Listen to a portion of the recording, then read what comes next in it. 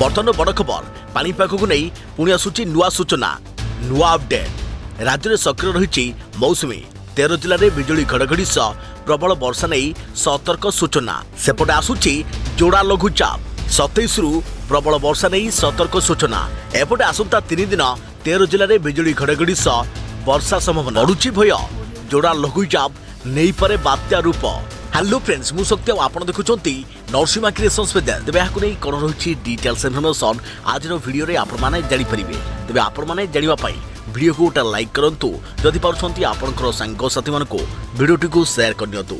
जदि फ्रेंड्स आपन माने हमर ए चैनल ले नुआ ही वीडियो देखुचंती पूर्वरु केबे भी हमर ए चैनल को सब्सक्राइब करनाती तेबे निहाती चैनल को सब्सक्राइब करे सहित पाखे आसुवा बेल आइकन को बजाय रखतांतु। तेबे मौसुमी सक्रिय प्रभाव रे राज्यर विभिन्न जिल्ला रे मेघुआ पाग सह झिपिझिपि वर्षा लगी रही है।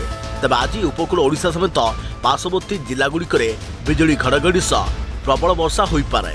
3 दिन धरी राज्यर विभिन्न अंचल में बज्रपात सह वर्षा संभावना रही भुवनेश्वर स्थित पानीपाग विज्ञान केन्द्र पक्षर सतर्क सूचना जारी कर विशेषकर सोनपुर बौद्ध नुआपड़ा बलांगीर कलाहांडी कंधमाल नवरंगपुर रायगड़ा कोरापुट मालकानगिरी पुरी गजपति गंजाम और नयगढ़ में यार प्रकोप अधिक रहिबा आशंका थिबारु एसबु जिला पानीपाग केन्द्र पक्षर येलो अलर्ट जारी कर सेपटे पुणी बंगोपसागर दुईटी लघुचाप सृष्टि नहीं सतर्क सूचना जारी करिछि पानीपाग विभाग।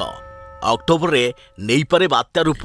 एपटे गतकाली 10टी स्थान में तापमात्रा 35 डिग्री ऊपर रही बेले चांदबाली राज्यर सर्वाधिक तापमात्रा 36.2 और मालकानगिरी रे तापमात्रा 36 डिग्री सेल्सियस रेकर्ड कर पानीपाग केन्द्र सूचना अनुसार मौसुमी निम्न चापरेखा तार साधारण अवस्थान ठारू उत्तर में आगामी 5 दिन जाए अवस्थान करिबो। एथिसहित एही अवधि जाए मौसुमी प्रभाव सक्रिय रहिबार संभावना थिबारु उच्च दिनर तापमात्रा सह उपकूल में प्रचुर जलीय बाष्प प्रभाव में राज्य में गुळुगुळी प्रभाव जारी रही बेले लघुचाप प्रभाव में राज्य में वर्षा लगी रही। सेपटे 27 और 29 रे दुईटी घूर्णिबलय अक्टोबर में बात्या नहीं बढ़ुछि भय।